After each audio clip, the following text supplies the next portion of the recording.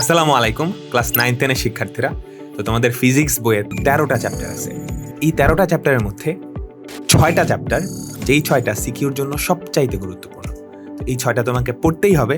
তারপর বোনাস হিসেবে তুমি বাকিগুলোও ডেফিনেটলি পড়বা। বাট কোন 6টা পড়তেই হবে? প্রথমত অধ্যায় 2 গতি, এখান থেকে সবচেয়ে বেশি সিকিউ আসছে। তারপর অধ্যায় 4 কাজ ক্ষমতা শক্তি, কেমন? তারপর অধ্যায় 5 পদার্থের অবস্থা ও চাপ, কেমন? তারপর অধ্যায় 7 তরঙ্গ ও শব্দ। এরপর হচ্ছে অধ্যায় 8 আলোর প্রতিফলন। তারপরে তোমাকে যেটা পড়তে হবে অধ্যায় 11 চলতরিৎ। তো এই 6টা চ্যাপ্টার তোমাকে পড়তেই হবে। এরপর বোনাস হিসেবে আরও কয়েকটা তুমি পড়তে পারো। কোন কোন চ্যাপ্টার পড়তে পারো? বল চ্যাপ্টারটা পড়তে পারো, এটাও কিন্তু অনেক ইম্পর্টেন্ট। তারপর স্থির তড়িৎ অধ্যায় 10, এটা পড়তে পারো, এবং আলোর প্রতিসরণ।